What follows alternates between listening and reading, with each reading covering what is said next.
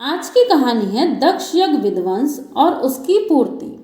सती की मृत्यु का समाचार सुनकर भगवान शंकर ने अत्यंत क्रोधित होकर अपनी एक जटा उखाड़ ली और अट्टहास करते हुए उसे पृथ्वी पर पटक दिया। उससे तत्काल एक बड़ा भारी लंबा चौड़ा पुरुष उत्पन्न हुआ। उसका शरीर इतना विशाल था कि वह स्वर्ग को स्पर्श कर रहा था। उसके गले में नरमुंडों की माला और हाथों में तरह तरह के अस्त्र थे। भगवान भूतनाथ ने उससे कहा, वीरभद्र, तू मेरा अंश है, इसलिए मेरे पार्षदों का सेनानायक बनकर जा और दक्ष के साथ उसके यज्ञ को नष्ट कर दे।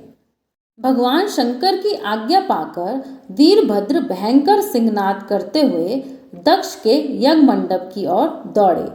भगवान के और भी बहुत से गण हाथों में त्रिशूल तथा अन्य अस्त्र शस्त्र लेकर उनके पीछे पीछे चले। दक्ष की यज्ञशाला में पहुंचकर रुद्रगणों ने यज्ञशाला को नष्ट भ्रष्ट कर दिया। वीरभद्र ने दक्ष को बांध लिया, मणिमान ने भृगु को, चंडीश ने पूषा को और नंदीश्वर ने भग देवता को पकड़ लिया। भगवान शंकर के पार्षदों की भयंकर विनाश लीला देखकर तथा उनकी मार से तंग आकर वहां के ऋत्विज सदस्य और देवता भाग गए।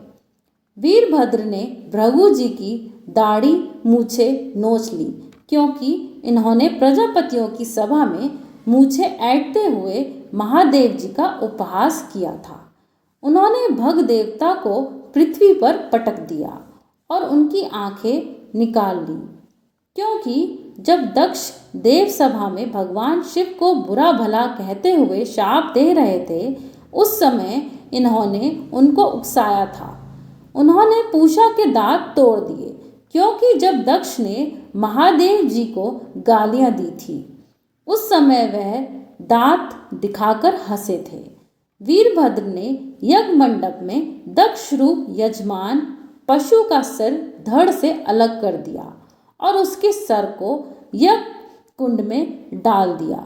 यह देखकर भूत प्रेत पिशाच आदि वीरभद्र के इस कर्म की प्रशंसा करने लगे और दक्ष के दल में हाहाकार मच गया। दक्ष यज्ञ को विनष्ट करके वीरभद्र कैलाश लौट गए। इस प्रकार जब यज्ञ में पधारे सभी देवताओं तथा ऋत्विजों का रुद्रगणों ने अंग भंग कर दिया, तब सभी लोग दुखी होकर ब्रह्मा जी के पास पहुँचे और उन्हें प्रणाम करके सारा समाचार कह सुनाया। ब्रह्मा जी और भगवान विष्णु इस भावी घटना को जानते थे, इसलिए वे दक्ष के यज्ञ में नहीं गए थे। ब्रह्मा जी सबको लेकर भगवान शंकर की शरण में गए और उनकी स्तुति करते हुए बोले, भगवान, आप ही संपूर्ण यज्ञों के स्वामी तथा उन्हें पूर्ण करने वाले हैं। दक्ष तथा उसके बुद्धिहीन याजकों ने यज्ञ में आपका भाग ना देकर आपका अपमान किया, इसलिए इस यज्ञ का विध्वंस हो गया। प्रभु, आप ऐसी कृपा करें कि यजमान दक्ष पुनः जी उठें और उसका यज्ञ पूरा हो जाए।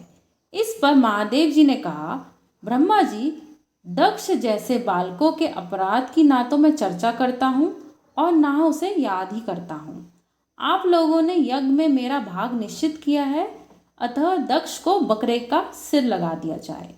भक्त मित्रदेव की आंखों से अपना यज्ञ भाग देखे, पूषा यजमान के दांतों से भक्षण करे और सभी देवताओं के अंग ठीक हो जाए और यह यज्ञ अब निर्विघ्न समाप्त हो जाए। इस प्रकार भगवान शिव की कृपा से दक्ष यज्ञ पुनः संपन्न हुआ।